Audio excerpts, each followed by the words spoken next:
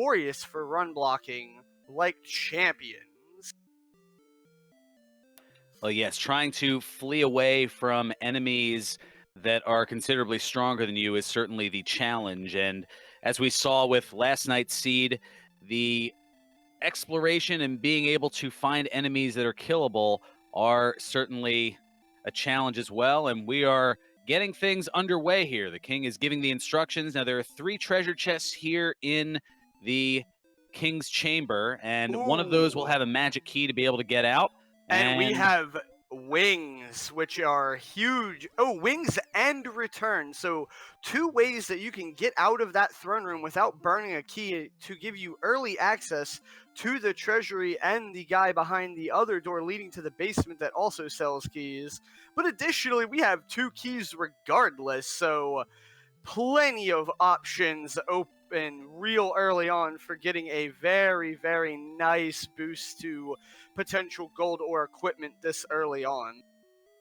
Yeah, in this case, 3 different ways. The spell of return, the wings, which work in the same way, as well as the magic keys. And we do see both the death necklace and a curse belt in the treasury. These 2 items are well known for being able to be sold if you find any town besides Remolder early on for a very nice amount of starting gold to get you running this early in the seed. Sparkover is going to be extremely happy to see that curse belt. Yeah, there's a lot of good things there. Now, the cursed belt, yes, it is sellable, so that is something that can allow for gold, and there is a gold chest in that treasury, which, as noted in chat, can bring about a gold grind as well. And we see both runners checking the basement. On Ampharos' side, we do run into what we call in the Dragon Warrior Randomizer community the Fun Police, the Red Dragon. This is a carryover from normal Randomizer, where Red Dragons are notoriously the worst enemies to run into at pretty much any stage of the game, as they are not a very quick takedown and are experts at the run block. They most certainly are. And we see a Hurtmore taking out Sparkover, courtesy of a Metal Scorpion. All right, so now we have both runners outside of Tantagel. And what we are going to be looking for in the zone around Tantagel and the adjacent zones to Tantagel, there is one enemy that we in the Chaos Mode Randomizer community like to call the Wet Noodle. This is an enemy that will roll no higher than 5 strength, will very gently hit you whenever it attacks, and will also be capped at 5 HP.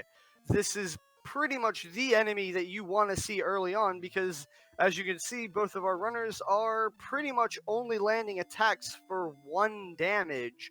And when you see no loss of hit points, that is actually signifying that they hit for a damage roll of 0.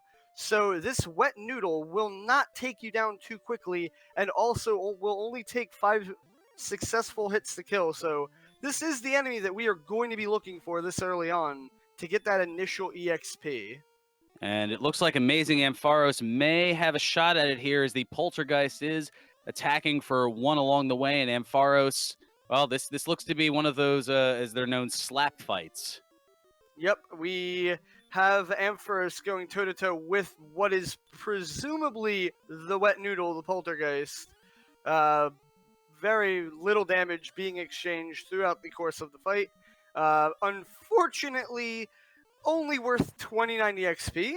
That is enough to get them to level 2, as they had a pretty generous 21 EXP to go from level 1 to 2. So not too bad, and getting a level there is definitely worth it. But we did not see too much gain from that level 2. Both runners, even though they do have different names, are on the Strength HP build, so they will have the same stat gains as they level up. And a question here in chat, is the Wet Noodle in the zone near the castle every time?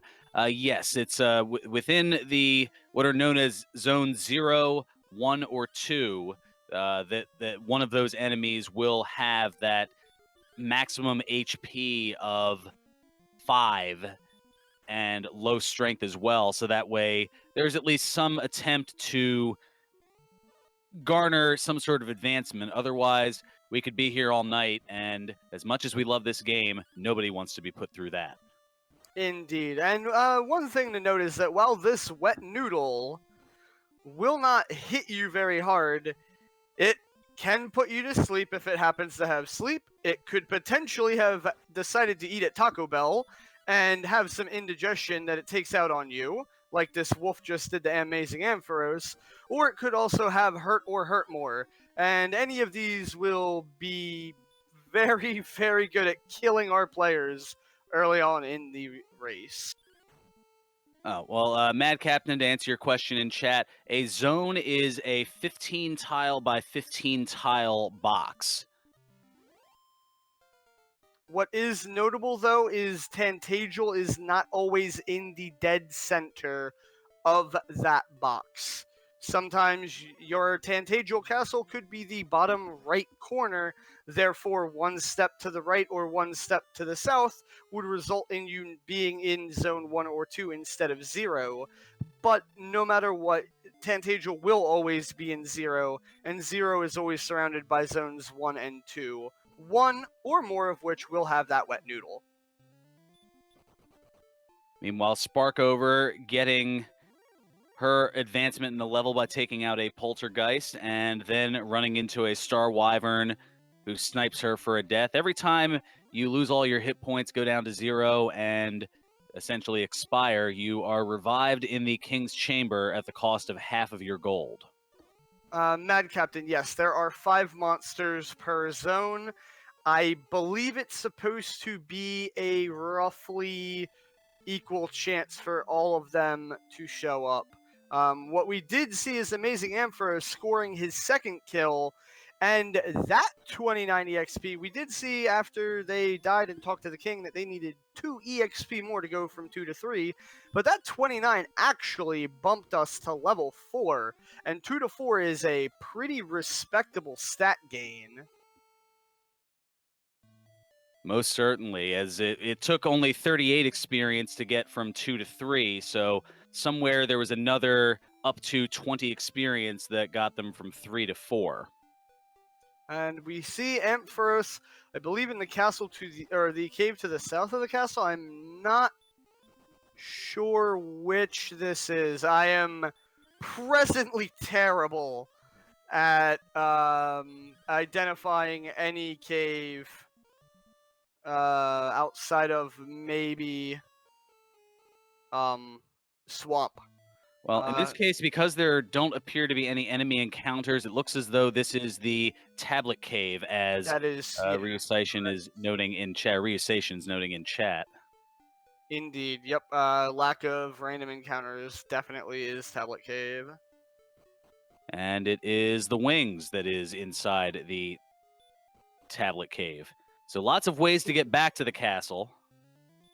And so far this seed, not only do we have wings and return to get back to the castle, but there are plenty of monsters more than willing to send you on that trip themselves.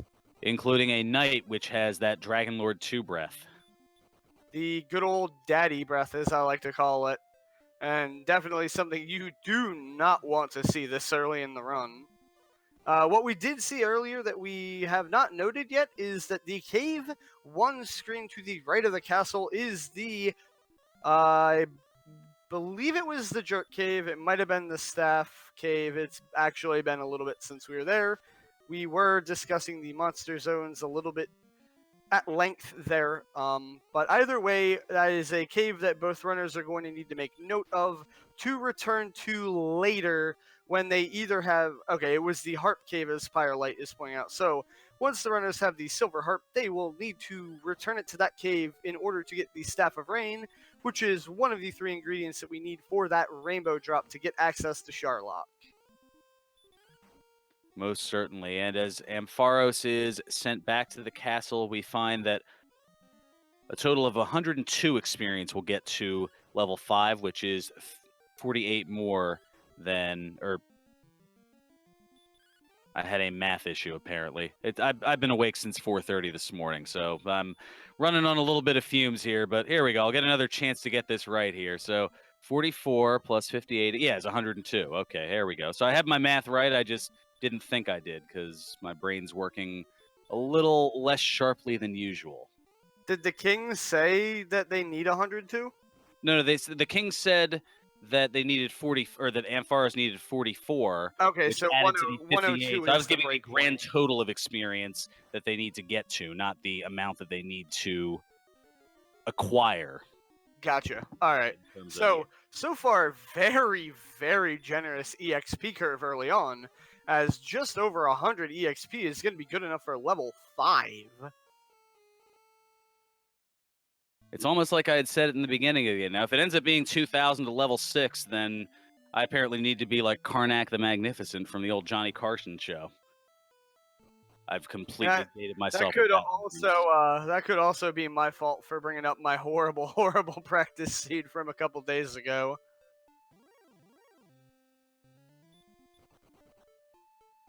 Sparkover falling to a Wolf Lord and trying to get that second enemy kill to go up to level 3. Or presumably level 4. Or presumably level 4, depending on what enemy it is. Yeah, Another it's Poltergeist, then that would be a good way to go. Although, as you see, Poltergeist running away from AmazingAmpharos and Sparkover wisely running away from a Knight. Not once, but twice, considering that Knight has the aforementioned Daddy Breath. And a stop spell, so Knight also running away, but stop spell kind of nice to see, as it's something for the Knight to do that isn't send you back to start.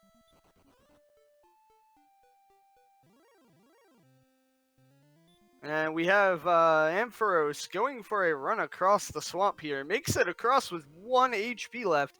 Going to attempt to do some exploration here. Let's see if he finds anything up here. And it looks like a Wyvern will send him back to the sin bin.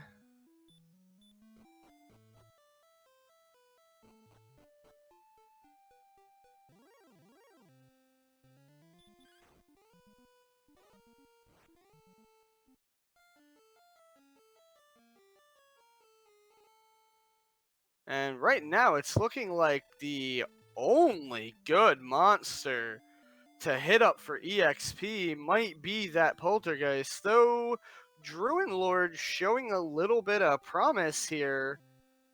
Goes down in 3 hits, doubles up Ampharos' EXP, and that will be level 5.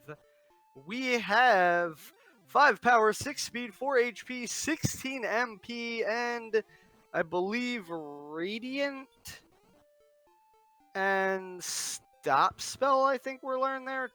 Looked like 2 spells were learned. No notable hurt more or heal more yet. Although there is still time.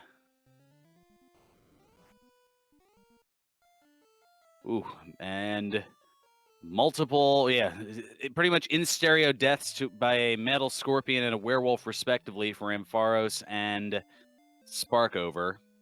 The double COD. So, looks like we're going to need Ampharos to double up his EXP to advance to level 6, roughly. A little more than 132 to get up to 243.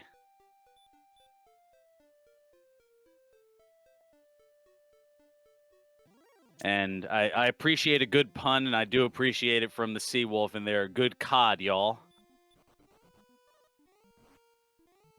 Apparently, the Seawolf is a James Brown fan. I don't know.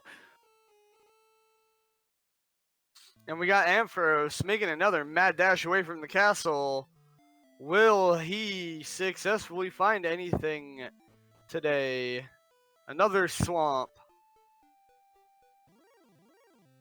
With a dead end, and given that red surrounding of the bodies of water, it's pretty close to a literal as well as figurative dead end.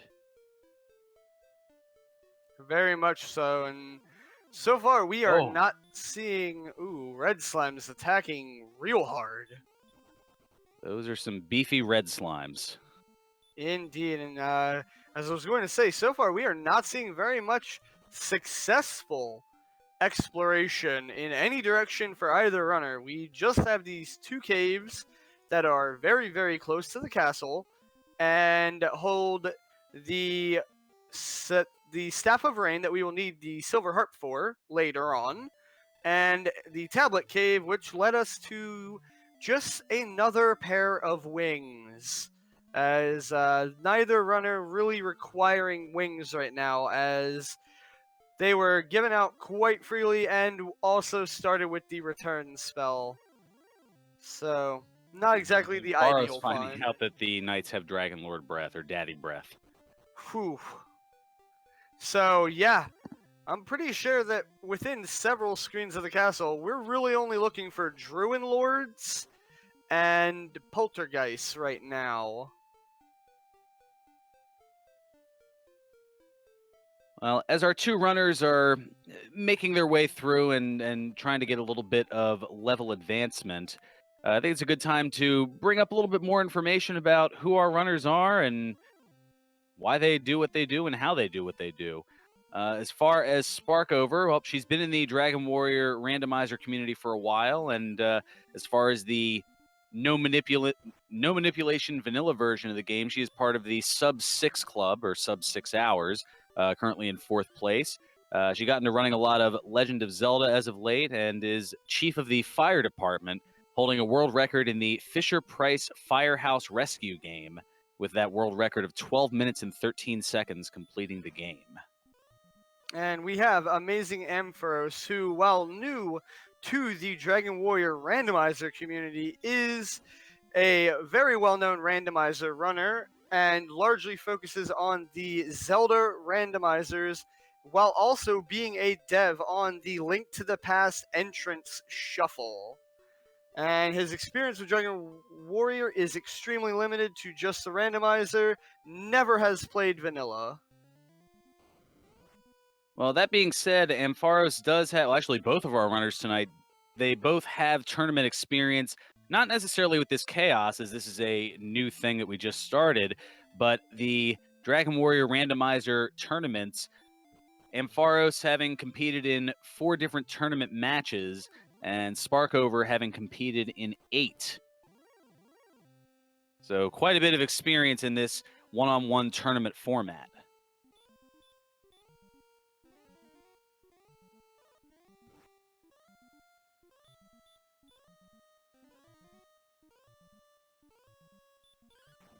I stand corrected. 9 actually. I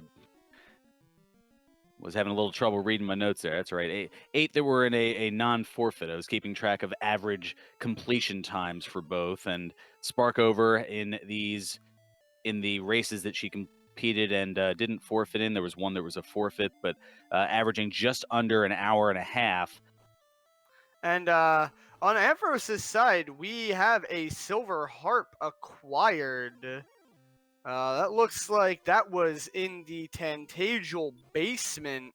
And this is actually something I've had to do in one of my practice seeds, is find an early harp and go ahead and start strumming on it, as the monsters that the harp summons are also randomized in chaos mode. So you could potentially end up finding a grindable monster early game off of that harp.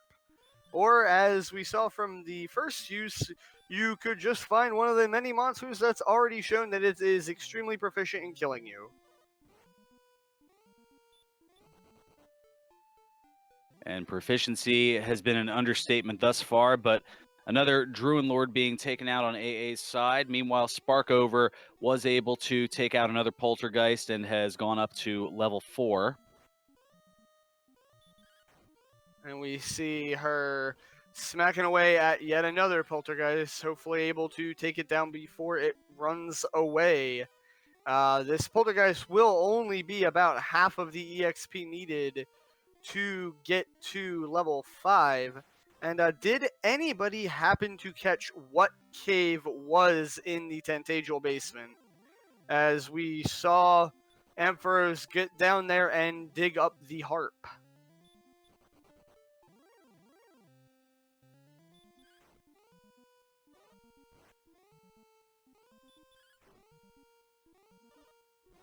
And Sparkover has finally found a Druid Lord.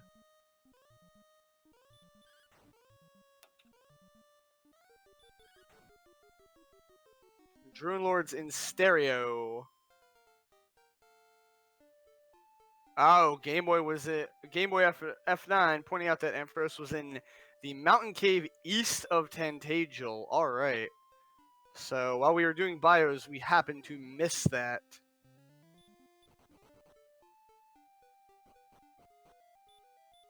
Sparkover now up to level 5 after taking care of that Druid Lord, and it looks like we have Ampharos returning to the aforementioned mountain cave to attempt to get the remainder of the loot that is inside, as we have Sparkover finally heading on down that tablet cave to get her pair of wings.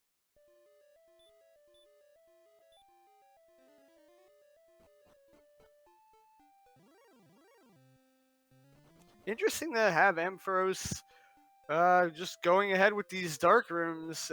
They have Radiant, and would probably be beneficial to throw up a Radiant there, as it does seem like he might be having a little difficulty navigating Dark Cave.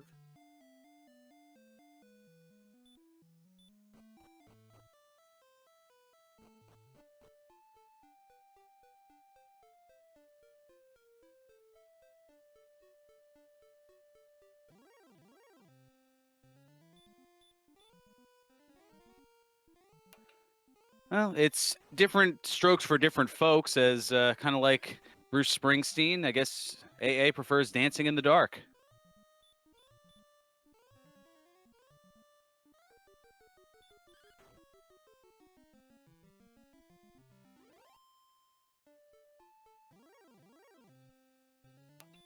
Just gonna let that one hang out there, huh? All right. A touch before my musical expertise. For me, I prefer crawling in the dark, much like Hoobastank. There we go. All right. Ooh. And yet another metal scorpion, showing that, well, proficient in the use of the Hurtmore spell, also proficient using those pinchers to chop the legs off of that exploration attempt and send Ampharos back to the castle.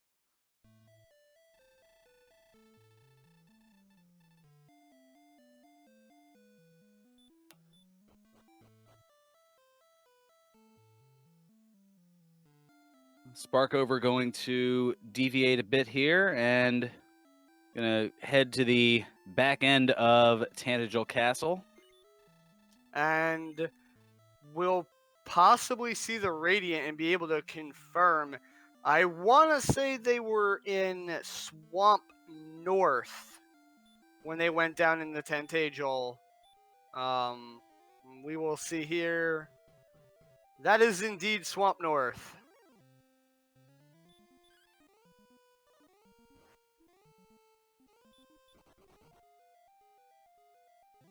So notable, if this was Swamp South, the players would have been able to use their outside spell to skip walking through the entirety of the cave and leave outside the north exit, even if you enter through the south exit. But unfortunately, since Tantagel is Swamp North, we will have to make that long walk, and it looks quite populated with less than fun encounters to take at this stage.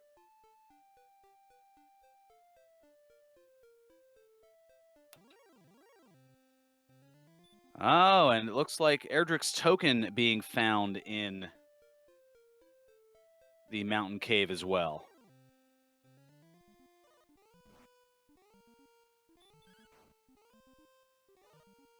But before being able to find anything else, a Magidrake with baby breath sending AmazingAmpharos back to the castle.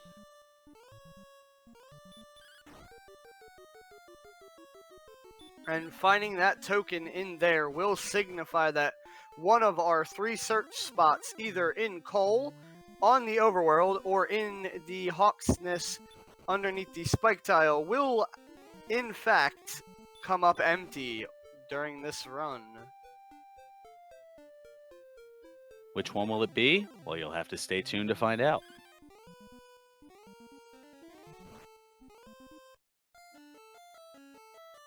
And skeletons also showing hurt more. That is the third enemy by my count that has hurt more.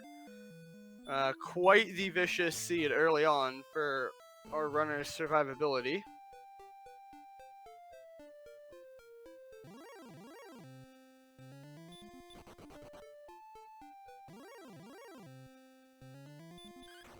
So to recap, we are 25 and a half minutes in. Neither runner has killed a monster worth over 100 EXP yet.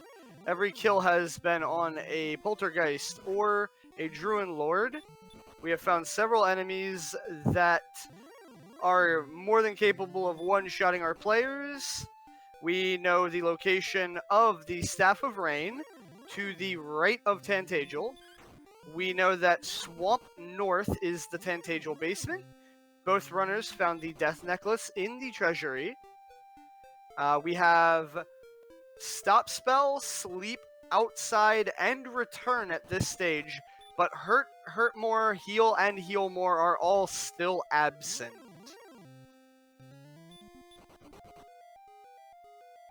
And Simple Sarah noting in chat that the enemies that they can kill are running away, but we do have a level up on AA's side.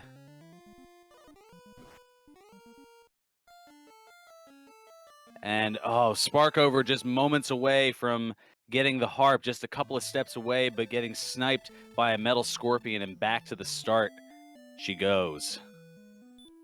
Indeed, and Simple Sarah pointing out that those monsters that are running away are also capable of not being one-shotted yet, as we have not found a town, and therefore we have not found any gear upgrades at all. We are still in the clothes on our backs and the fists that we carry around.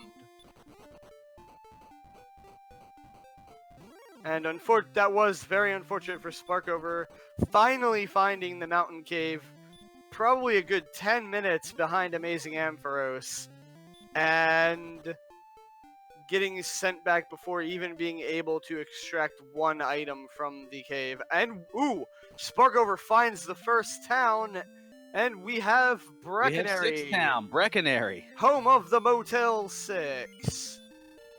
They'll leave the torch on for you. Oh, and in the spirit of the Motel 6 or 6 Town or whatever you would like to call it, the 6 gold flame sword, the best weapon money can buy, and that is a huge boon for Sparkover. That adds 28 attack power, and that's going to make Sparkover's combat considerably easier. And that in the vanilla game and even in the standard randomizer, that normally costs 9,800 gold, but for the low price of 6 gold in this seed, that might be the Jim Perry sale of the century. And not to be outdone, AmazingAmpharos finds a cluster of 3 towns within the same screen. The first being Cantlin, which also has our super budget 5,000 flame sword.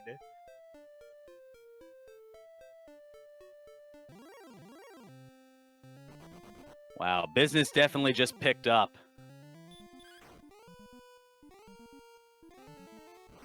And a 2 gold hand axe as well. And 2 shops with the flame sword. Now, what is AmazingAmpharos' gold looking like? Pretty low. I am curious to see if we will sell that curse belt or possibly even the death necklace for a pile of money in order to buy herbs so that we can check the old man hiding behind the damage barriers in the south of Cantlin to find out if the Overworld search location indeed does have an item, or whether it is one of the possibly multiple empty locations, as we have found the token in a chest, so one of the 3 is guaranteed to be empty at this point.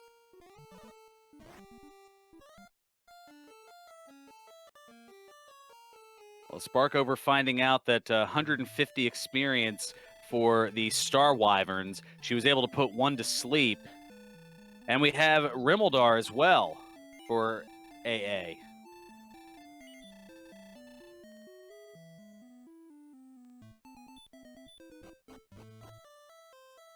And a torch inside the Rimeldar chest.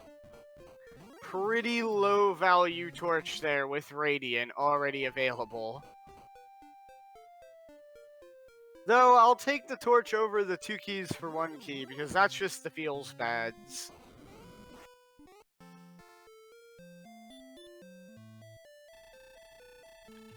Yeah, leather armor for 6 gold. That seems to be another value buy. Indeed. Any kind of armor at this stage is definitively an upgrade. Gives you 4 defense points, and for that price of 6 gold, not too bad.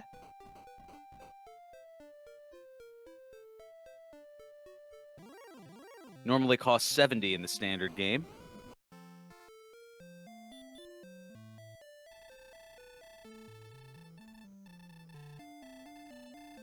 So we are going to see Ampharos check if there are indeed any coordinates for an overworld item location. This will require a constant use of herbs, as every step on these tiles deals 15 damage to our runners. And we do have coordinates, 19 north and 6 to the east. Pretty close by, all things considered. Indeed, and for any fans of Gwaelin, or in Ampharos' case, Princess Zelda, we will not be seeing a rescue today, as that is far too close to need the GPS. Very easily walkable, though it will have to go through a swamp, as we are going to be going north. And AmazingAmpharos going through that count already, and I wouldn't necessarily count out the princess rescuing, as I have seen some strategies thus far early in this tournament where acquiring the princess has been a good idea to essentially be able to find out at all points how many experience you need to get to the next level, and the searchable item on the overworld is the fairy flute.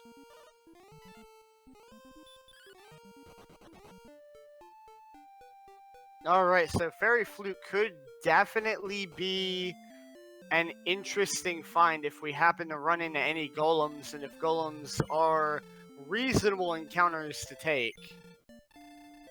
Sparkover, managing to make it all the way up to Breckenary with 400 gold, gets the full plate for her troubles. A very, very nice defense upgrade.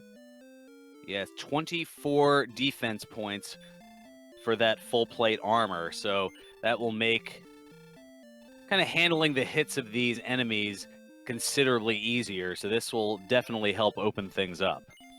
Indeed. Right now, any of those medium damage enemies that we were seeing hit the players for, 10 to 20 damage, those encounters are going to be much more attractive for Sparkover now.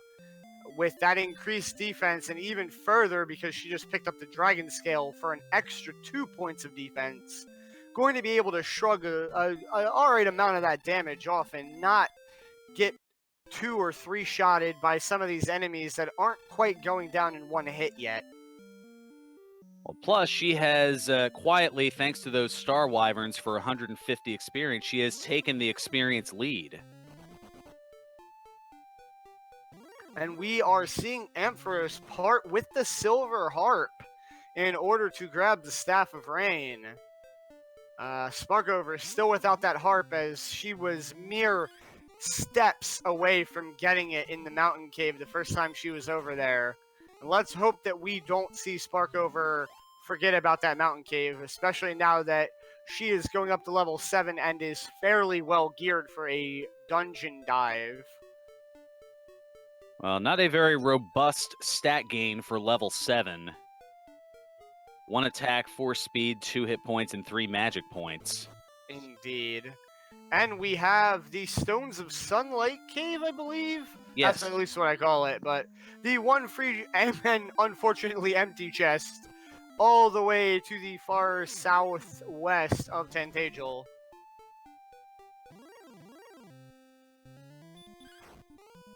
Whenever an item comes up empty, that means that there is a full allotment in the member or in the player's inventory. In this case, it could be either a magic key or an herb if they have 6 of either of those. Okay.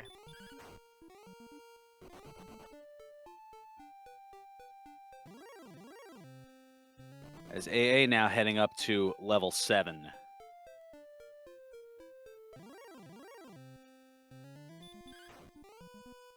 And what's ironic here is Sparkover is just a few steps away from that overworld search location, but she doesn't know it yet. Looking like she's heading up towards a dead end. Yep. Meanwhile, Stonemen continuing to give AA some trouble. And here's another Star Wyvern. Oh, and they have heal. So a little bit trolly, has And hurt. hurt, heal, but it does look like Sparkover has a potential to damage break. I did see a hit for 1. That does seem like it is a potential damage break, as given that the Magiwyvern also landed a hit of 6. And Metal Slimes being worth a respectable amount of EXP as well. And Sparkover kind of trapped in that dead end there and only having minimal hit points. And only needing 90 more EXP to level up. Setver in chat, what is decoding on the harp exactly? Yeah, it's one of 5 or 6 enemies. I don't believe they're tied to a zone. And they are random in the chaos mode. They are definitely able to repeat. And Sparkover with a 40 power boost, 36 hit. Wow. Oh, she just jumped to level 9 off of that kill. And so that was a double level up, and that was a very fat double level up. Very big increase in power, very big increase in hit points.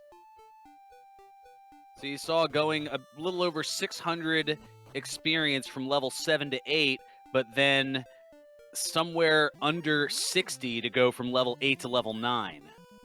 Indeed. She is one-shotting Metal Slimes very handily now. Possibly doing close to the same on these Star Wyverns as well if she can land a hit. Red Slime's still proving to be quite a sparring partner, and we do see hurt and heal for Sparkover now at level 9.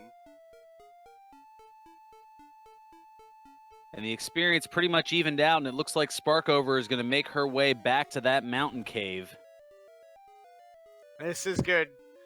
She is in the best spot we have seen so far in Mountain Cave of actually pulling all 5 items out.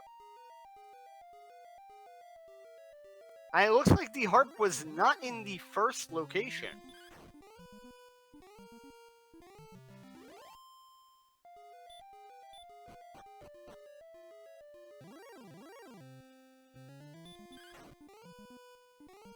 And Ghost with heal more. And Magician's giving 97. Stones of Sunlight for Sparkover.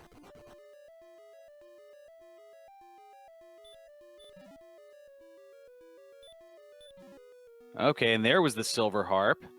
And Erdrick's Token. So wow, all 3 of those items, those key items needed, all in the same cave. Pretty much just put the entire damn rainbow drop in the jerkin here and you got yourself an all-in-one package.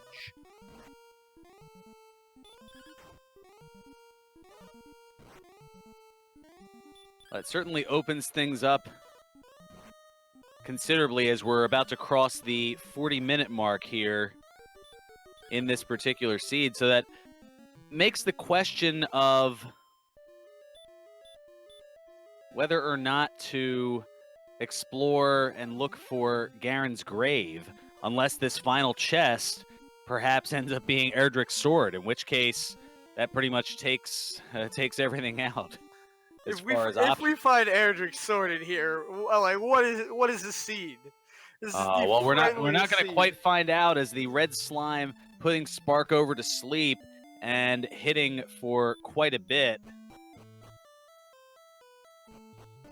That will, however, be a full heal for Sparkover, something that she had not gotten since getting that really, really big level up. And we see Ampharos back at the triple cluster, going to find out that the third town is indeed Garenham.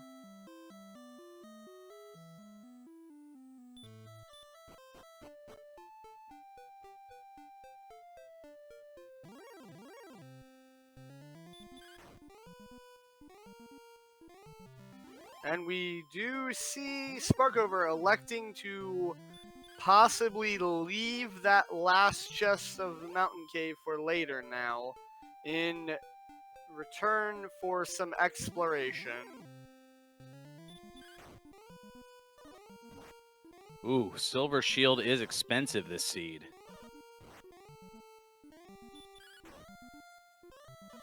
10,600 or so it looked like. 10,956. All right, still a discount on vanilla.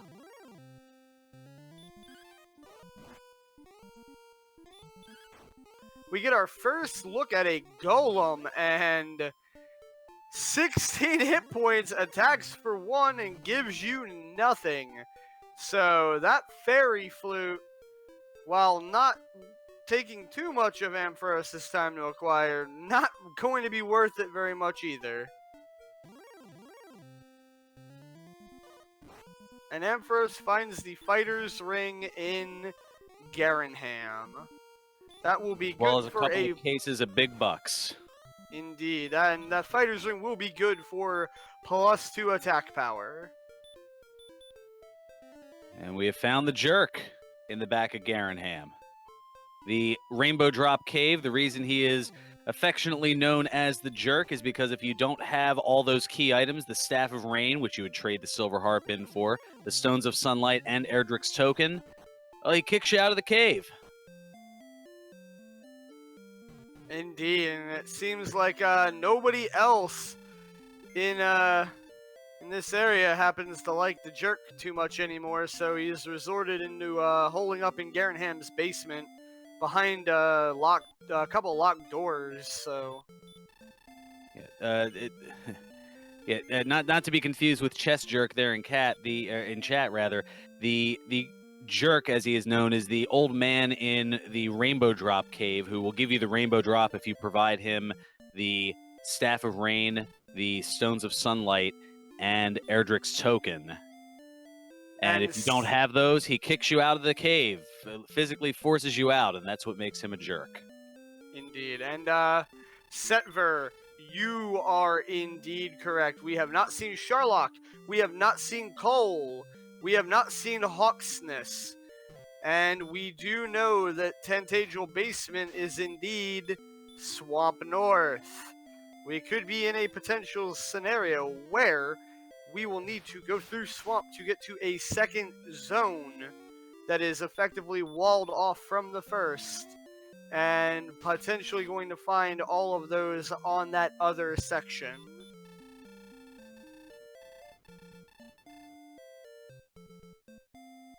Well, Sparkover finding out the relatively easy coordinates, which she doesn't know yet, but we do, that it will lead to the Fairy Flute. And up to NG bringing up a good point in chat.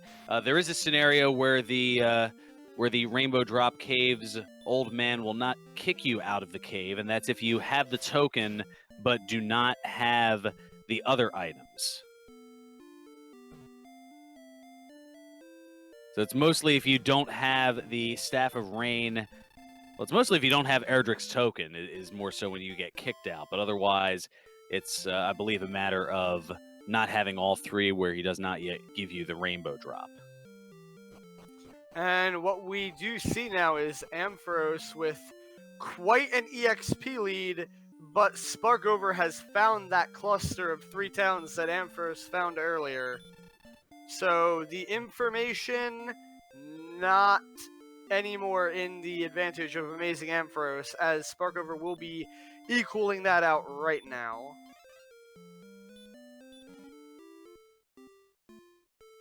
And I mean, the differential starting to grow a little bit, is now about a 446 experience lead for AA, as he happens to be finding those Star Wyverns in a nice, excellent move, that critical hit, also known as a Kaishin no Ichigeki. But running into a red dragon and attacking for quite a bit.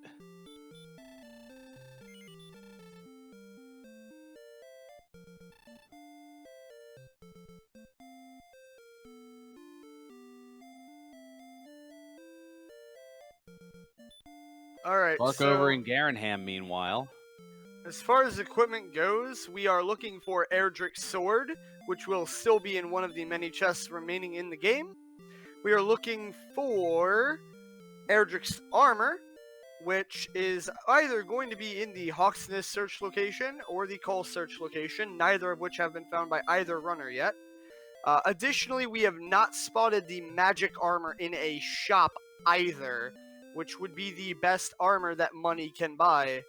We have found the silver shield in Garanham for the still cheaper price of 10,956 from the vanilla 14.8. Will be interesting. It's about a 25% discount. Indeed. Will be interesting to see if either runner gold grinds for it, with it being quite a hike away from the castle right now. And maybe it's something to consider down the road, but for now, Sparkover purchasing a much more affordable large shield. Large shield good for plus 10 defense. Comparative to the silver shield's plus 20, but for about an eighth of the price right now. And AA is going to find the Stones of Sunlight. And AA probably going to be a little bit upset that he wasn't able to make it just a little deeper into this cave earlier, as he knows exactly where the jerk is. Sparkover having acquired the rainbow drop from the aforementioned Garanham basement jerk. And a torch deep in the mountain cave. So we now know that Sparkover did not miss anything at the very bottom of the mountain cave. But of course, she does not know that, so we will have to pay attention to see if she ever feels the need to go back for that one last item.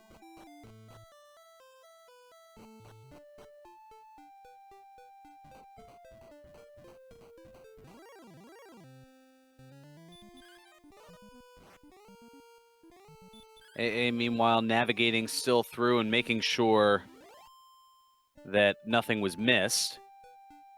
And question from Wall of Echoes in chat: are the cursed items in this playthrough, once you get them? Well, no, you don't put it on once you acquire it. It's simply a matter of, I mean, if you have it, it's in your inventory, but if you put it on, that's when the cursing occurs. And then to get it removed, you have to find the man in Brecconary.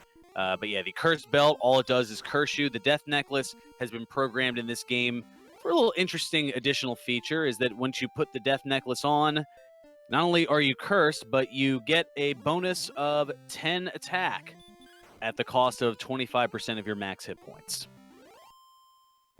Indeed, and we saw, even with the opportunity to sell it earlier, to potentially buy information, as the runners were in Cantlin without heal yet, and could also be able to buy the herbs to get the coordinates, which we now know led to the fairy flute. Both runners elected to indeed keep that death necklace, because oftentimes if you end up with a extra generous amount of hit points going into the Dragon Lord, you could potentially use the death necklace for that extra 10 AP in order to actually get the required strength to finish off the Dragon Lord fight. Well, AA running into something interesting. It looks like he has a gold grind set up, but had opened the middle chest that had the big bucks of gold and is utilizing the death necklace chest that once the death necklace has been acquired, it has a gold amount somewhere around 100 to 140 gold, I believe, or 135, something along those lines. So it slows up the gold grind process, but it is still creatable, and that could allow Sparkover time to catch up. But it looks as though, as noted in chat, that AA looking to grind up to that 10,956 for the silver shield. And also potentially a better suit of armor, as he is still only using the leather armor. And Yes. considering that we know the silver shield is going to be in a cluster of 3 towns down there, probably more than likely he's going to want some extra to pick up. Maybe full plate. I wasn't looking too much at the armor, as we had found the full plate before. Oh, he has full plate. Alright, I will stand corrected there. And I don't believe we saw magic armor there. And a nice big 19-point hit point gain as Sparkover reaches level 11 at the 2,777 experience mark. And we see Sparkover going through Swamp to get to Swamp South. As we discussed earlier, we could be in a scenario where Cole, Hawksness, and Sharlock, the 3 missing important locations, along with potentially the Grave of Garanham as well, could all be on the other side of Swamp Cave. We have not seen either runner make it through the entire cave yet, and while we have AmazingAmpharos going for a very long gold grind, at least 5 times as long, based on getting one of those larger chests, and potentially also going for more than just the 11,000 for the silver shield.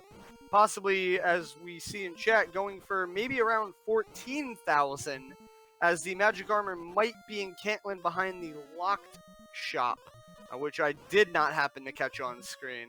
This could give Sparkover plenty of time to get through and navigate, but we do see her progress being halted by those bulky red slimes that also put our runners to sleep.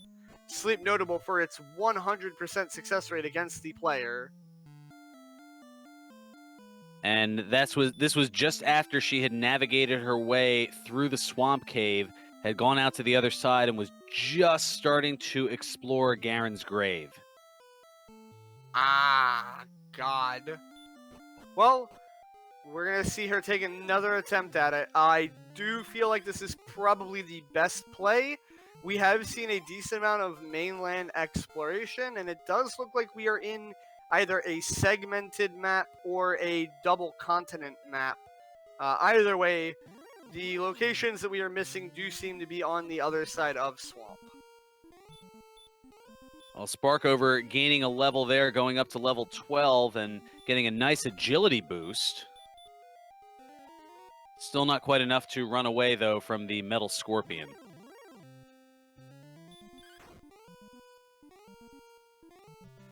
And we have AA making that run for the Silver Shield.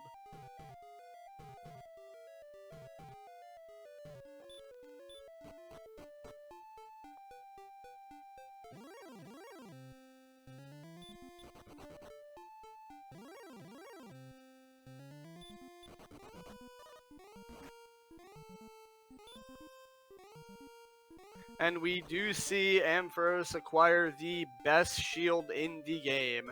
And I don't know if Sparkover saw it, but Sharlock was in the bottom left corner of the screen from where she just was next to Garen's grave.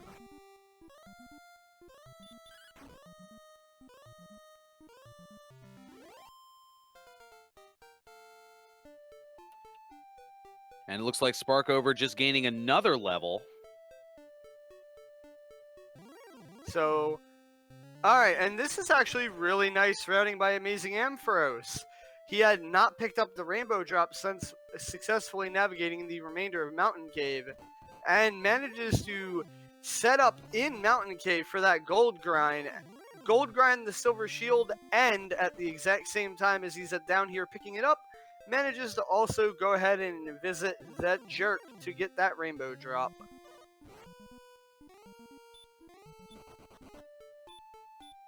Wall of Echoes. Can the runners hear us? No, they cannot. And they should not be in any position to see this chat. Otherwise, that would raise some issues that admins would need to look into. Yeah, this is meant to be a blind race, meaning that neither player knows what the other is doing, nor should they, in their own chats or otherwise, be obtaining any assistance, advice, or otherwise. They should be navigating and making the decisions solely by their own discretion.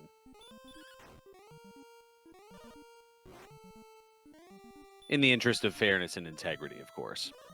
And Autoshy, both players have successfully checked the coordinate location on the Overworld, and it contained the fairy flute.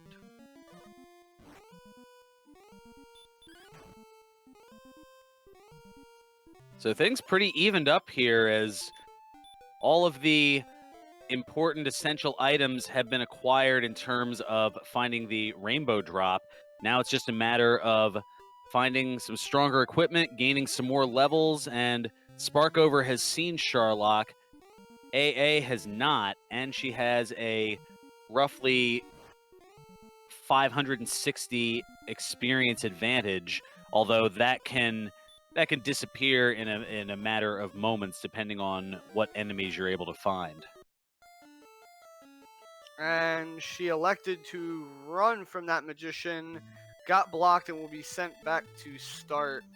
I thought she had one-shotted a magician earlier. Maybe it's just a moderately bad hit rate.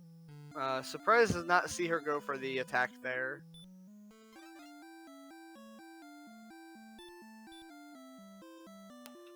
Well, that's the interesting note of Chaos, is that normally if there's an enemy that doesn't give you a lot of experience, usually you try to run away from it. But in this particular situation, if it has high agility and is difficult to run away from, even though it may be a waste of time in terms of experience, it's saving time versus trying to run away from it unsuccessfully, having them knock you down with a hurt more or two or a sleep or something along those lines.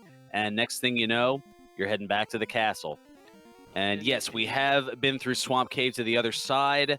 The Swamp Cave north is at the back end of Tantagel Castle, and it leads to what looks to be the other continent, which just west-northwest of the south part of the Swamp Cave is Garen's Grave. And also not too far from, directly west of the cave, as Sparkover making her way there. Directly west of the cave is Garen's Grave, as you see there, and then just slightly southwest of both of those caves is Sharlock Castle, as you see Sparkover making her way. And we have another town just south of Sharlock, and it's Cole. Wow, alright, so electing to just take a quick peek past Sharlock and see what might be down here. And boy, does she come up big finding Cole. Will this be the magic armor? No! The magic armor is in Hawks, or not magic armor, but Erdrick's armor is in Hawksness. Based on the process of elimination, as the overworld search item has been found and was the fairy flute. And since the search spot in Cole 4 steps south of the baths, as you saw, just came up empty. So it's a matter of what enemy is guarding Erdrick's armor. And Sparkover, it's like, all right, while I'm here, let's just go ahead and throw that rainbow drop up. And all right, we've got the bridge to Sharlock. The Sharlockover bridge, I guess. All right, so I don't believe we have seen Ampharos successfully get across the Swamp Cave yet, and that on Sparkover's screen is Hawksness. Yes, it is. Just northwest of Sharlock. So it looks to be a tiny, tiny little piece of land on the other side of Swamp Cave that has all the goods.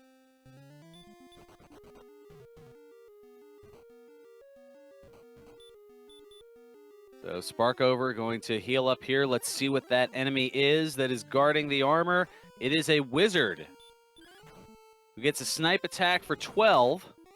AA, meanwhile, getting out to the other side and is going to go into the Grave of Garen. And go right back out of it. Wizards have big breath, so this is going to be a little bit of a rough fight right now with no hurt more or heal more yet. So Sparkover taking a bit of a step back and a regroup and going to go in for it again. All right, so she does not get put to sleep this time, but misses the sleep spell. Looking like she is setting up to attempt that turn 1 sleep, and if it does not succeed, get the hell out of Dodge, regroup, and try again. Run away like bravely brave Sir Robin. Indeed, who bravely ran away. That is the go-to name for my thieves in Final Fantasy Randomizer, Sir R. Ah, okay. I figured I'd win some people over with the Monty Python reference, and Sparkover winning over with the defeat of the wizard and going back in for a little bit more.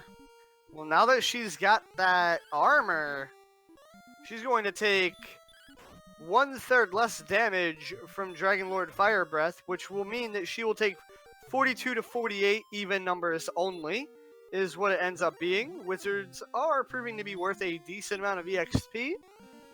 Pretty good chance of landing sleep on them. This is not a bad way for her to get a respectable amount of EXP in a hurry. And that is a good move considering that she is only looking for the sword, and there is a 100% chance that sword is on this continent, along with a town that she can heal up at. So this is, I believe, the perfect play that she could be making right now. Going to get a nice EXP lead on Ampharos and possibly be setting up for a Sharlock dive. Well, she is now going to go to level 14 with this defeat of the wizard. And let's see what stats it comes up with. Power of 4, no speed, about 13 magic points. Yep, somebody call Empty Eye on that agility gain. Empty Eye loving those 0 stat gains. We And it looks jokingly like, refer to them as Empty Eye levels. and we will see her bow out for now. Probably going to heal up. And indeed, as Ryu and Pyrelight have alluded to in chat, we are level 14 on Sparkover's side, and there is no hurt more, no heal more. So not quite ready to be in go mode yet.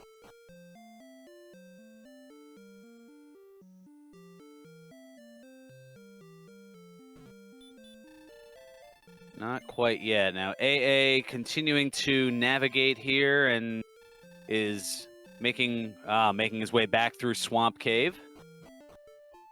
And is going to opt to go a little bit south of Garen's Grave, perhaps do a little more exploration on the second continent, and is going to find Sharlock Castle, and is going to find Cole.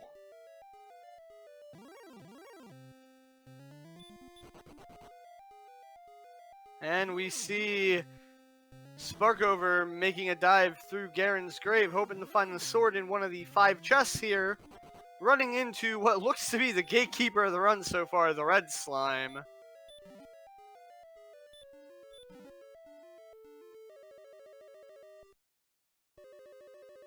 And unfortunately, this first floor coming up pretty barren. Yep, a fairy water and 2 empty chests, which could either be magic keys or herbs, as she had 6 of each. Indeed. Interesting to see she came in with a fairy water. She did not use the fairy water she just found quite yet, though. Well, fairy water does not work in the caves or dungeons, so she's probably going to wait until she's back in the overworld to utilize it. Oh, okay. Is it the same way with Repel? Yes. All right. They only work on the overworld. Things I did not know for 500, Alex.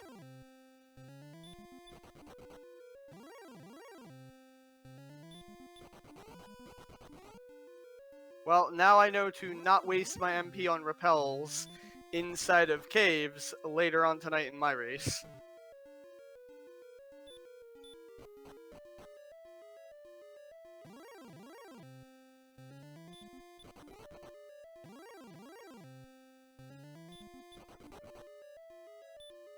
Well, AA is now going to go into Hawk's Nest. And he will meet up with the wizard that we saw earlier from Sparkover's side. And we have one chest left in the Grave of Garen. Will it be Erdrick's sword? Or will we be seeing a required dive into Sharlock to find the sword? Well, it was noted in chat earlier. I mean, there have been some pretty potent power gains. The Erdrick sword may not be required, considering they have the flame sword and are pretty potent, at least for the moment. And we have big bucks in the bottom of the grave. That means, well, Chad, I guess you can get your guesses out as to which of the Sharlock chests contains Erdrick's sword, as there's a possibility of 7 different chests. 6 in one location, and 1 isolated away from the rest. And for our runners, they're sure going to hope that it's not in the one. And unfortunately here, we see Sparkover setting up for an intentional suicide. She's either going to be setting up a gold grind for that silver shield, or she still has that bottom chest in the mountain cave. She did attempt to go back for it earlier, got blocked from it once again, and left it there. And that could be weighing on her mind. With just 8 chests left, this could be a situation where she's going to get the silver shield and then also possibly set up to go check that last chest while she's over here. She's doing the traditional gold grind, and you can see with a random amount of gold, anywhere between 500 and 750 gold. Yeah, now this is more so the stop at money plus a spin here, Game Boy F9. Yep, big bucks, and hopefully she does not get the whammy of checking that last chest in the mountain cave.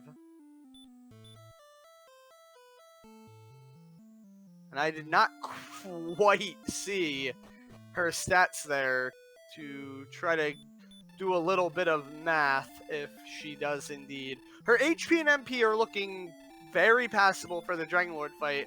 And I believe last I caught, she had 122 attack power, which would result in a damage range of 5 to 11 on DL2.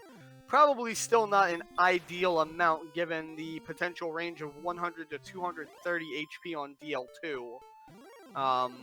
But more importantly, it's going to be that defense.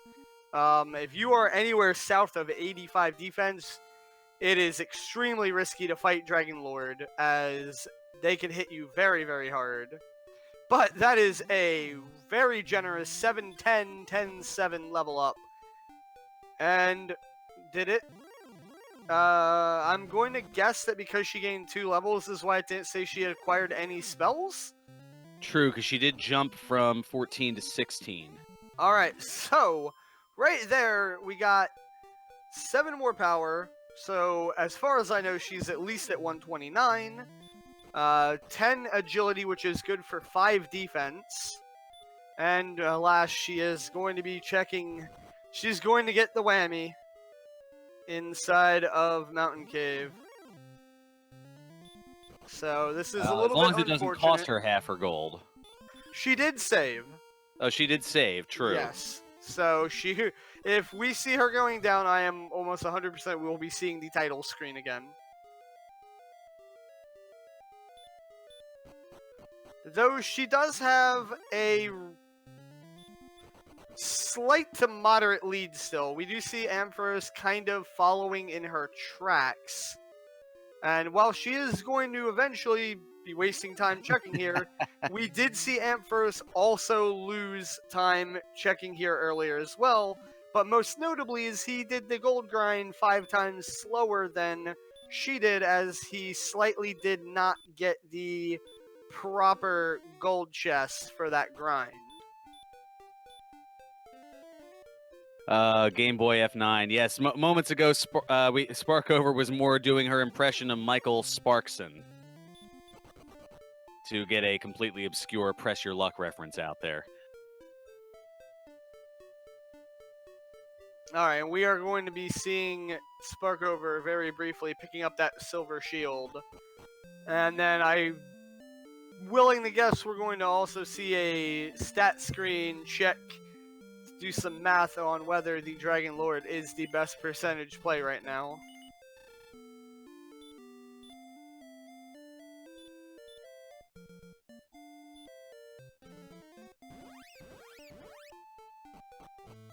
We now know 100% that Erdrick's sword is inside Sharlock, either in the 6 chests which make up the treasury, or the 1 chest that is the vanilla sword location.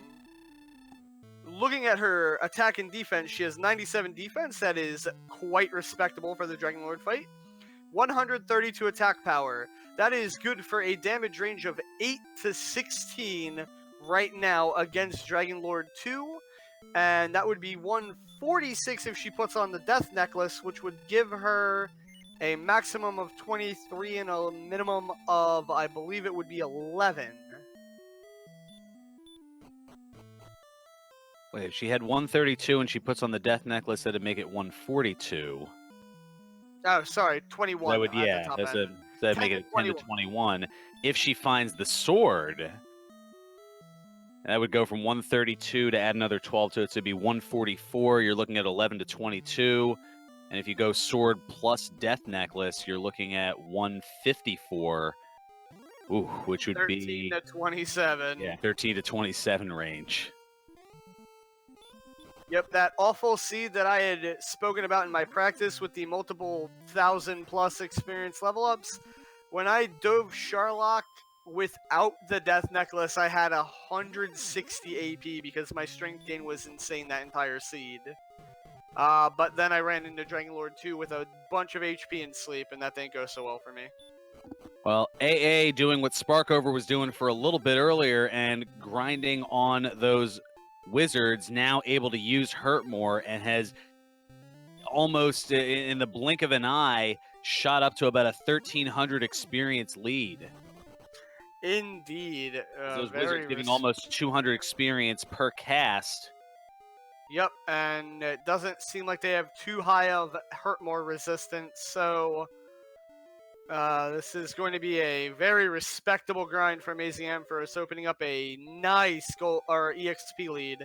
We do see Sparkover, however, electing to go down into Sharlock. We know that the sword is here. If it happens to be in the treasury, and she makes it down here without too much issue, we could just see her go straight at the Dragon Lord at level 16.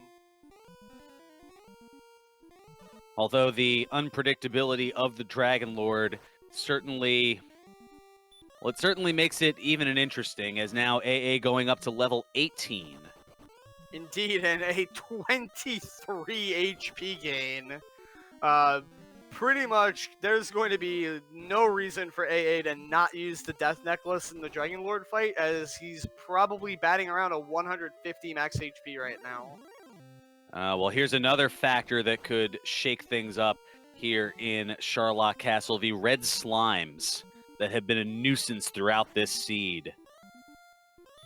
Normally, you would want to chastise the Dragon Lord for electing the red slimes as the protectors of his evil, evil castle, but it seems like the red slimes learned from their similarly colored dragon brethren that they are to be the fun police and the gatekeepers of this race.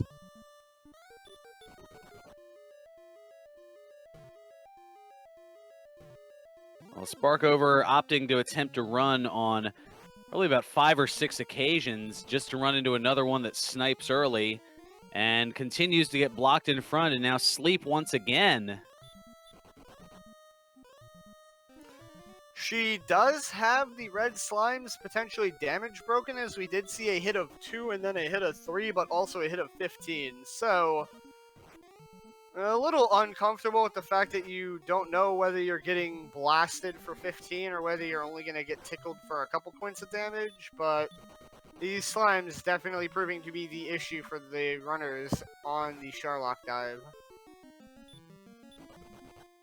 Looks like it's more so on the blast side, and another run attempt with 11 now down to 8 hit points. Meanwhile, AA navigating through into Sharlock Castle. Oh my god, Sparkover with ice in her veins, waiting till 1 HP left to throw out the hurt more. After knowing that these slimes could potentially hit you for double digits, she danced with death on so many occasions to attempt to run, wanting to preserve that MP. She has the Dragon Lord in her sights on this attempt down Sharlock. So, wanting to preserve her MP as much as possible, and just held on till the bitter end to throw that Healmore out. Well, and the added challenge to Chaos is that because of the shakeup of all the different agility and strength and everything else, there was a different programming as far as the mechanics of running away from enemies. And in Sharlock Castle, it is much more difficult to run away from enemies, even ones you were more easily able to run away from in the Overworld. Indeed. In the vanilla game, your run percentage is essentially the enemies are based on where they are in the index in the game's code. And McGrew fixed that for Chaos mode, and I'm not sure whether he fixed it for normal rando as well, but now it is based on location, so you do see a much more difficult time attempting to run from enemies in Sharlock, as opposed to normal rando, when if you had a high enough agility, you would start to see the run difficulty definitely drop a bit. Game Boy F9 noting very few encounters, and AA pretty much able to race down as he was not able to, or he did not encounter a lot of the red slimes. And now we have wizards with Dragonlord Breath, which weren't really encountered too much in the grind that had occurred in Hawk's Nest. And AA decides, all right, forget this. I'm going to use a hurt more. It's only 5 MP. Yeah, he's still got have plenty. Enough. Yeah, definitely way better run lock for Ampharos, and a way better encounter rate also for Ampharos on the way down here. And with this giant EXP lead of 2 levels that he has, along with Erdrick's sword right there. Bottom middle. So Pyrelight getting it right.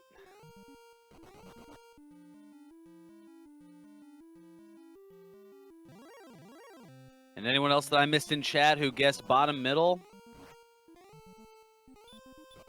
You can get your self-congratulatory props and other bragging rights. Indeed, and Ampharos has 140 plus AP without the death necklace right now. So, we're probably going to need to see Dragonlord with Sleep if Sparkover is going to catch up. Well, we've got a red slime here with Sleep that has allowed Sparkover to get to the bottom level, and AA having trouble trying to run away from the red slimes. And now running into Sleep as well. All right, well, as quickly as Ampharos got ahead, Sparkover has almost all but caught up. Well, now she's running into an issue with the wizard. Tries to run away, is unable to, is down to 15 HP, has to use a heal more. AA, meanwhile, getting away from the wizard. or from the red slime, and now takes out a wizard, I should say.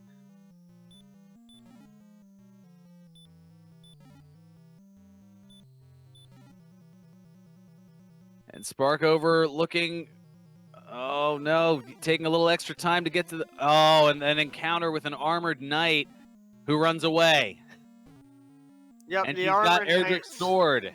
Armored knights are not too threatening this seed. 144 attack power for Sparkover at level 16. And now both having to deal with a red slime, and AA just deciding to whack at it, and it's got 237 experience. Sparkover also attempting to just smack it away. Definitely a good call on her part. And a wizard, the mini boss, and an excellent move. AA smashing the wizard into 141 pieces. And another wizard trying to be a blockade for AA.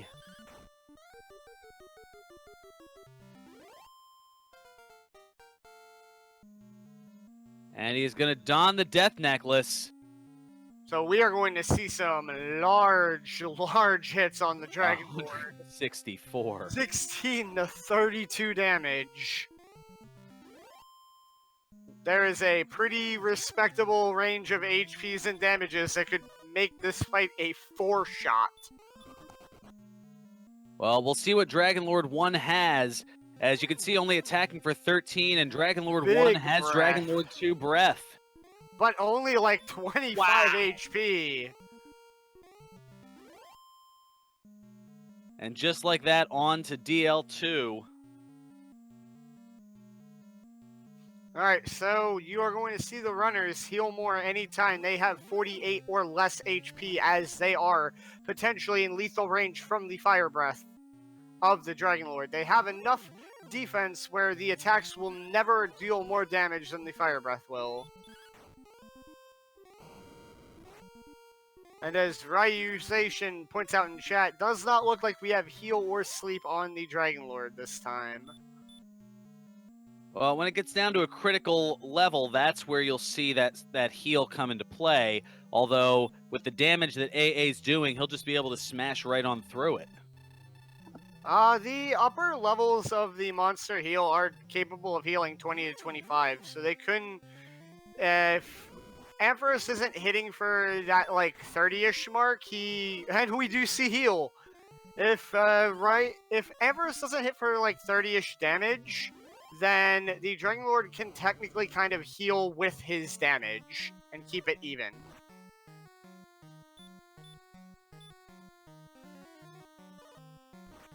Well, he was up to 144 when heal was cast. And that is... AA has done it! With a big 30 on the end. To close it out. Ampharos returning to Tantagel with the Ball of Light. And ladies and gentlemen, get out your GGs for AmazingAmpharos, who finishes in first place with an official SRL time of 1 hour, 23 minutes, and 31 seconds. Meanwhile, Sparkover on Dragon Lord 2. This is going to be a really close second finish, probably maybe about a 2 to 3 minute differential. Yeah, I did not catch if Sparkover put on the necklace or not.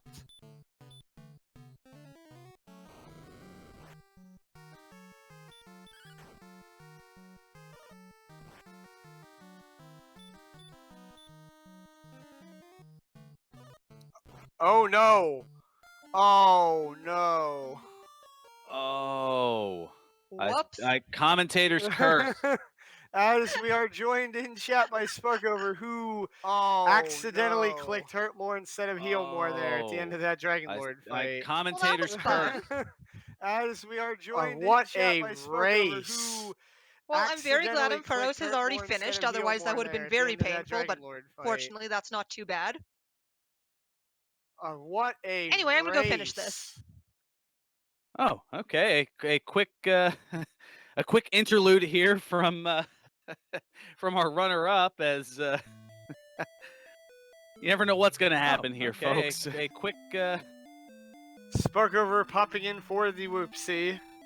Indeed, just a slight miss menu. Dragon Warrior definitely known for eating input sometimes, and oftentimes on the Dragon Lord fight, it's worth that half-ish second or so to make sure that your second up didn't get eaten, and you do indeed heal more instead of hurt more, as we see what can tend to happen if the input does get nommed.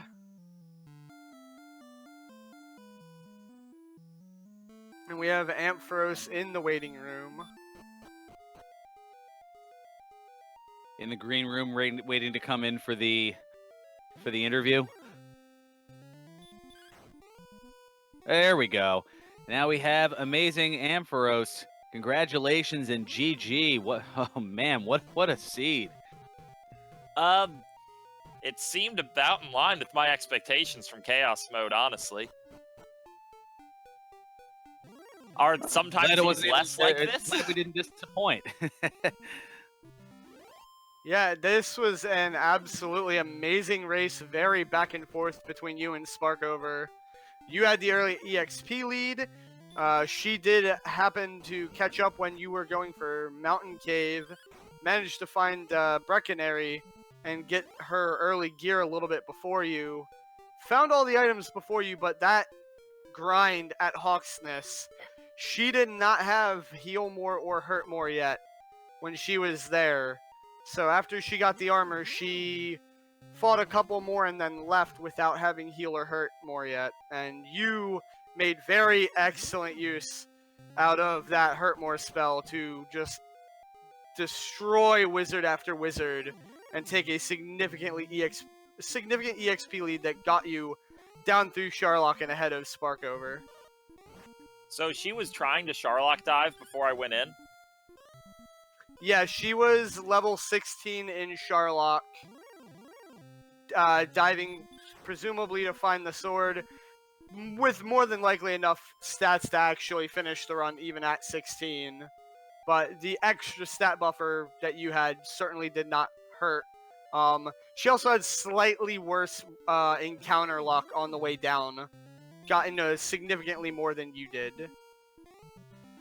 Well, looks like she was trying to run initially from the red slimes, but now has realized that she can just bop them on the nose and get 237 experience a pop, and she is already at level 18 just from doing so, from essentially red slime grinding on the way down through Sharlock. Yeah, so there's a funny moment after I put on the death necklace and I was in the Dragon Lord fight where I realized I have no idea where Breckenary is, and this run could end very quickly because I wouldn't be able to take the Swamp Cave back. Where was Breckenary? About 4 or 5 screens north, like 1 screen west of the castle.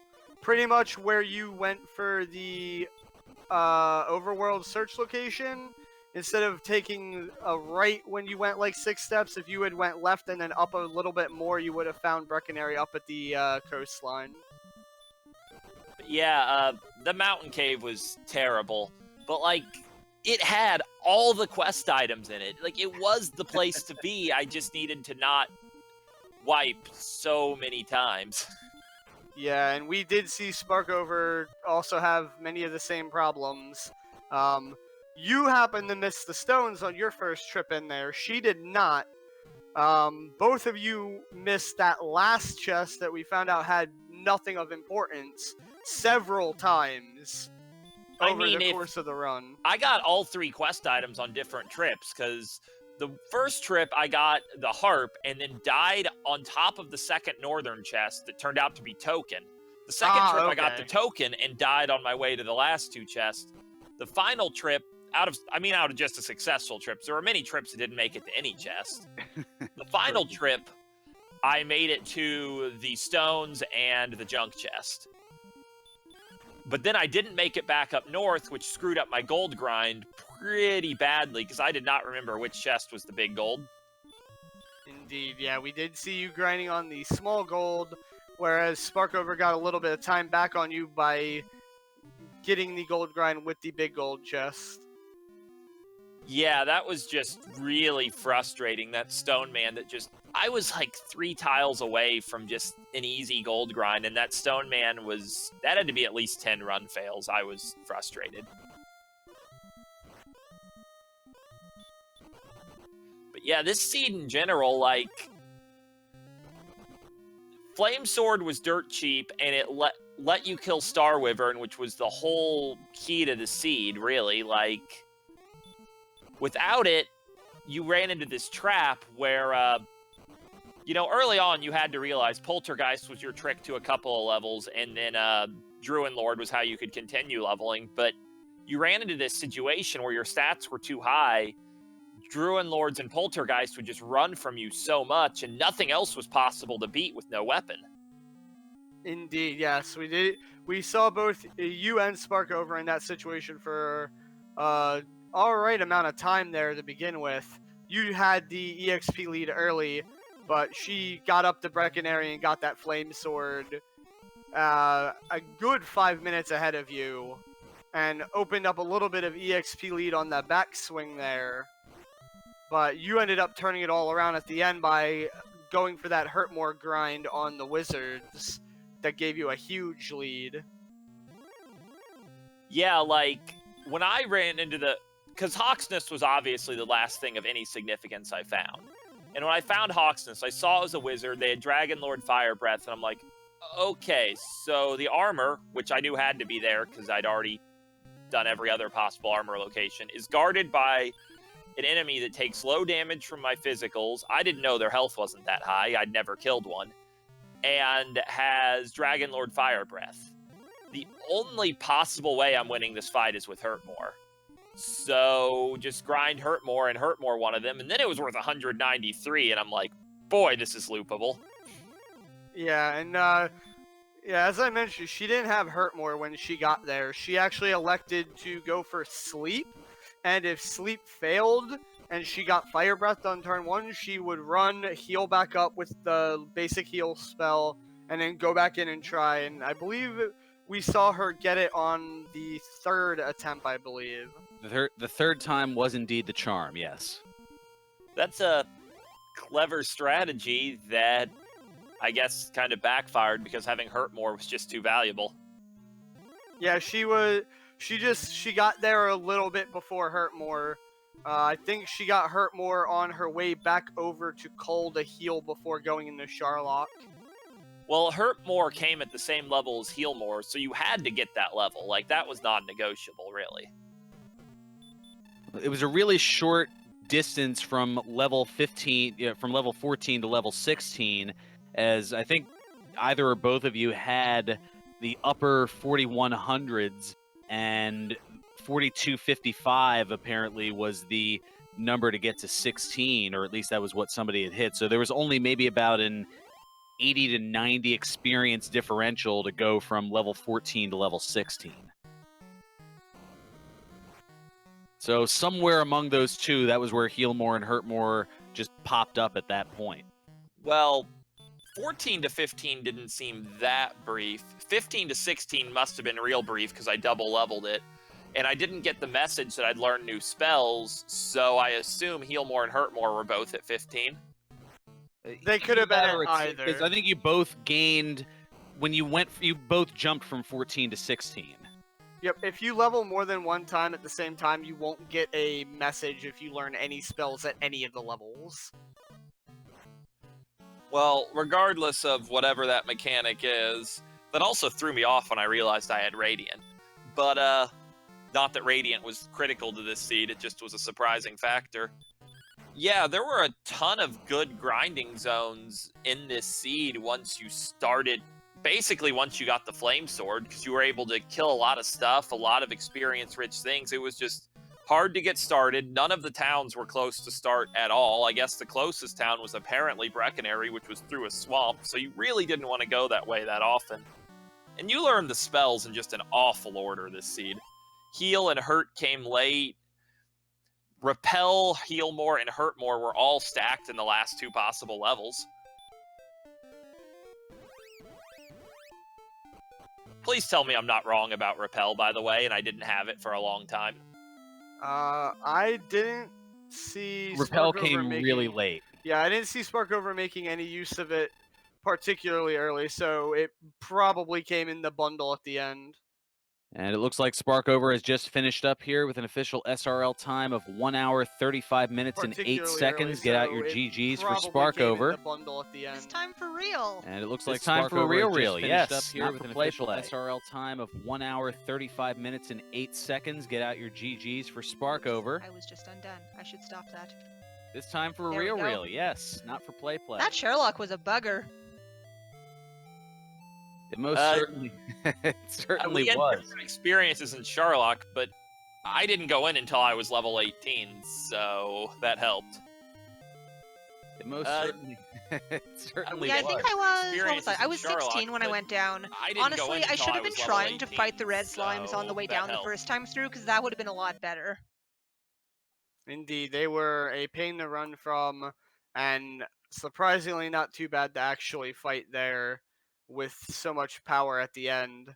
The real big notable thing is you were probably in Sherlock about 30 seconds, maybe a minute or so ahead of Ampharos. You had very, very bad encounter luck on the way down low comparative to him. He got many less encounters and was just playing them way more aggressively than you were. You were trying to preserve your MP and run.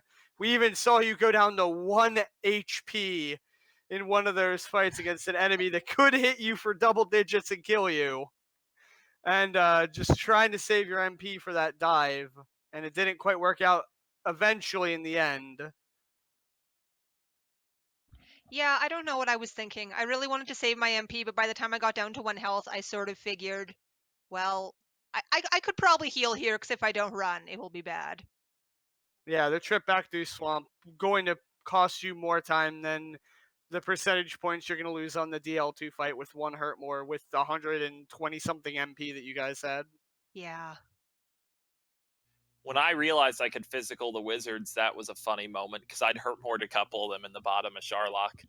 I was quite certain I was beating the Dragon Lord fight if I got into it. I just had to make it there. Yeah, I mean, by the time I had actually, went in there, I figured it was pretty safe, but I don't know. Should have tried to fight some red slimes, and I definitely would have gone through faster. Agreed, So- but overall you guys had a very good back and forth race. You know what would have made this seed a lot more intriguing? What if the sword had not been in the Sherlock treasury, but it had been either in the bottom of Garen's grave or in the vanilla chest? That would have been interesting. Oh, well, I had been to the bottom of the grave. Oh, then I would have been screwed. But if it'd been, I was ready to fight Dragon Lord with the flame sword. That's why that's one of the main reasons I leveled to 18 was because I assumed I was not getting. I knew it was a 2 out of 3 I was getting the sword, but I was ready for the 1 out of 3. Yeah, and honestly, you both had more than enough stats with the flame sword to probably take down the Dragon Lord. Might have been dicey at the end since he did reveal heal on low health, and with only the flame sword plus death necklace, you might have lacked a little bit of punching power if you elected to spam it. Oh, I didn't know he had heal. Yeah, and I tried to stop spell him once. It failed. I realized I was doing 20 damage on average. I was just going to muscle through, and that just worked. Yeah, I believe monster heals are 15 to 25. So with the upper end of your damage, you could easily just muscle through the heal. But if you were rolling towards your minimum, there's a chance that the Dragon Lord could either stall you out or actually gain back a little bit of HP every rotation. Didn't look like it was terribly high percentage, though, for Dragon Lord to use heal. Yeah, I think by the end of it, I know I did see a 14 in my final fight, but most of my hits were pretty big, but yeah, if he had healed, that would have not been fun.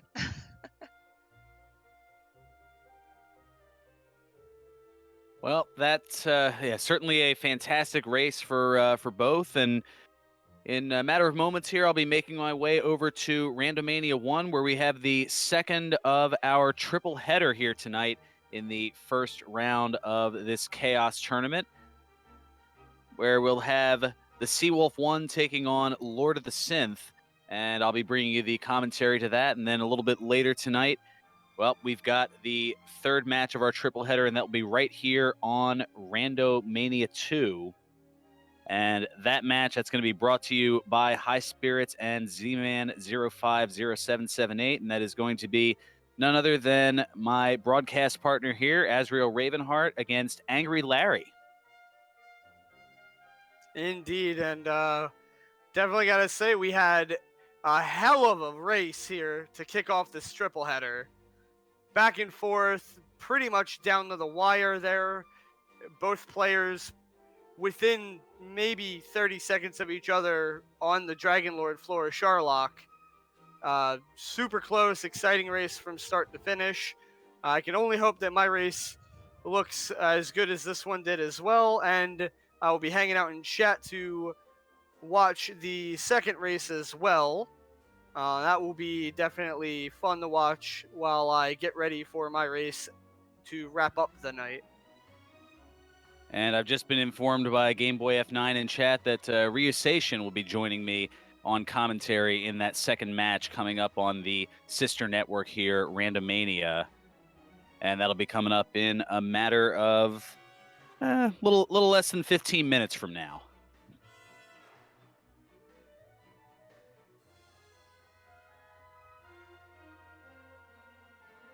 So until that point, unless is there any other final thoughts here from any of our runners along the way here?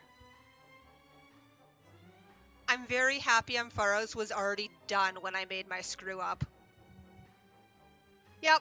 What did you do out of curiosity? I just hurt more than still of heal more by accident. Oh, man, that sucks. Yeah, Yeah. so I was very happy you were already done, so it became irrelevant.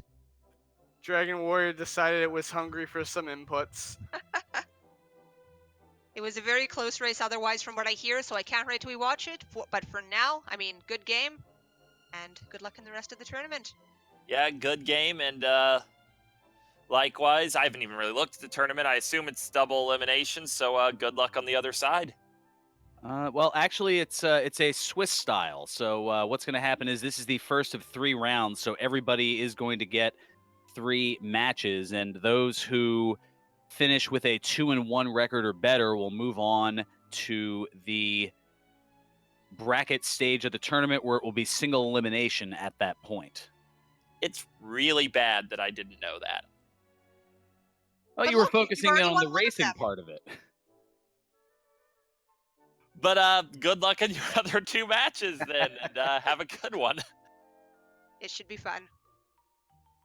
Alrighty, congrats to both of our runners. GG's along the way here. Make sure to give a follow to all of our runners here and all the folks involved here. To our 2 runners, AmazingAmpharos and Sparkover, as well as to our man behind the scenes, Ryusation, doing the tracking and restreaming, and of course my broadcast partner here, Azriel Ravenheart, who is going to be getting ready in a little over 2 hours from now to compete in his race. And of course, for everyone involved here, I'm Ferran Burgundy saying until next time, which is just moments away here, may your moves be excellent and your seeds stay classy. Head on over to Randomania, where our next race will begin in a matter of a little over 10 minutes from now here on the Randomania Network as part of the Dragon Warrior Chaos Tournament.